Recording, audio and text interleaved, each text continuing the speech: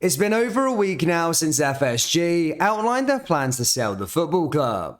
The developments, first reported by The Athletic, arrived on the back of FSG having been searching for outside investment into the club for more than a year.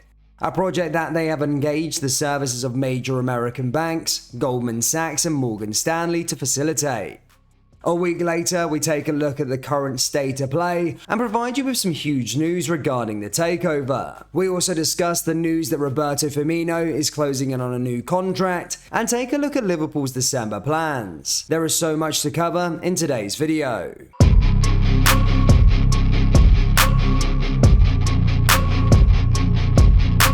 And hello everybody, welcome back to the channel guys. Before we get into today's video, please do smash that like button and subscribe to the channel for daily Liverpool content. With his existing deal due to expire this summer, Roberto Firmino could be set to extend his Liverpool contract beyond this season, with talks said to be progressing very well. Many had expected this to be Firmino's last season at Anfield, with a series of injuries seeing him play a bit part role in the previous campaign. However, Firmino has been one of the standout performers in the Liverpool side in the 2022-2023 season so far, having already scored 9 goals in all competitions. His good form has prompted suggestions that he could earn himself a new contract, and a reliable journalist has now reported that that could be the case. According to Sky Germany's Florian Plettenberg, who has close links with Klopp's agent, Firmino's contract talks are progressing very well, with no final steps at this stage. Plettenberg adds that Firmino can really imagine extending his time on Merseyside and has the perfect relationship with Jurgen Klopp. Given Firmino's good form, it would be no real surprise to see the club offer him fresh terms. Should he commit his future to the club, there's still every chance that Liverpool will look to strengthen their attacking options, with Plettenberg also linking the Reds to RB Salzburg forward Noah Okafor. The Austrian striker, who could play in several positions across the front line, is also said to be interesting Manchester City and AC Milan among others, with Plettenberg claiming a winter transfer could be possible. Okafor is set to feature at the World Cup with Switzerland and could certainly be a player to keep an eye on from a Liverpool perspective. In terms of takeover talks, there has been a lot of reported potential buyers over the last couple of weeks. One of those was Indian multi-billionaire Mukesh Ambani, but reports from his homeland have stated that these are not completely true. The Mirror reported that Ambani had interest in buying Liverpool and had contacted the club regarding it, but major Indian media outlet ABP News has claimed that a representative of Ambani's Mumbai-based Reliance Industries firms has branded the reports as fake, and that the 65-year-old is not in the race to acquire the club. Ambani is the latest in a string of names to be linked with a bid for the Reds. British billionaire Sir Jim Ratcliffe, who also owns French side Nice, has also ruled himself out of the race, as have the Rickett families, the US owners of the Chicago Cubs baseball team, who had been a part of the bidding process for Chelsea earlier this year. American billionaires and investment funds have been heavily linked, with former Microsoft executive Steve Ballmer, who owns the NBA team LA Clippers, and Boston Celtics and Atalanta owner Steven Paoluca, have all been mentioned with interest. There have also been reported interest from the Middle East. As I always say in these videos, this saga is likely to continue for some time. However, we will keep you updated with every twist and turn in Liverpool's potential takeover.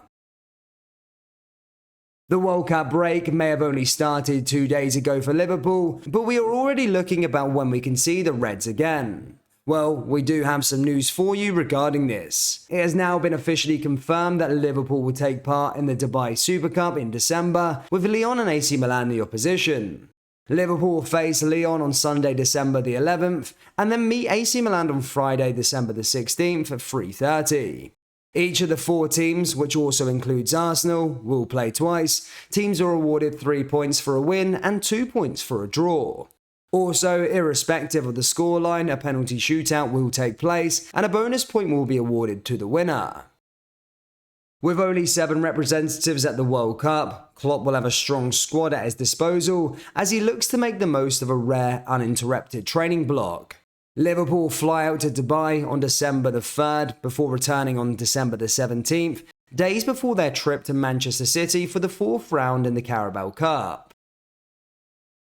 Portugal's FA have released a statement to say that Liverpool star Fabio Carvalho has quit their under-21 side. The reason for the 20-year-old's decision has not yet been revealed, but he will now no longer represent them at youth level.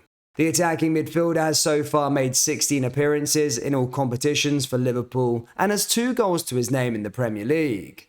Whilst his future at club level looks certain to be at Anfield, there are now questions raised over who he will represent on an international stage. Carvalho has most recently been involved in Portugal's under-21 side and has featured 4 times for them, but he is now set to no longer play for them after revealing his intentions to leave the side. The Liverpool youngster was included in Portugal's initial 55-man list for the upcoming World Cup, but was not selected as a part of the final squad heading to Qatar.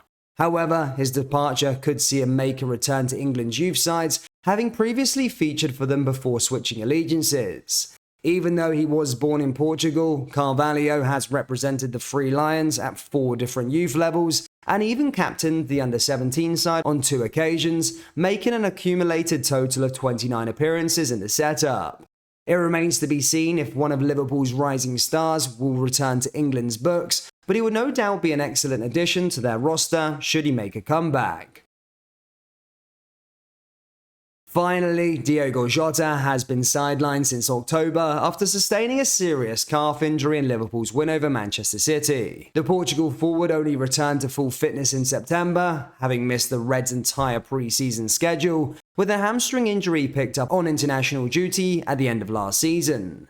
Jota was just getting back into his stride when he was struck down by another injury problem at the very end of Liverpool's victory over Pep Guardiola's side. Days later, Jurgen Klopp described Jota's calf issue as a serious injury, with the 25-year-old missing out on a place at the World Cup as a result. The Athletic's Liverpool reporter, James Pearce, has claimed that Jota is likely to return back to action again in late January or early February. That would mean he would have been out of action for more than 3, if not 4 months by the time he is recovered. Let's hope that when he does return, he's put his injury problems behind him for once and for all. Liverpool fans, what are your thoughts on the takeover? And are you glad to see Roberto Firmino in current talks to extend his contract? Let me know your thoughts down there in the comment section below. That brings us to the end of today's video. Please do smash that like button and subscribe to the channel for daily Liverpool content. Thank you, and I'll see you all next time. Take care. Peace.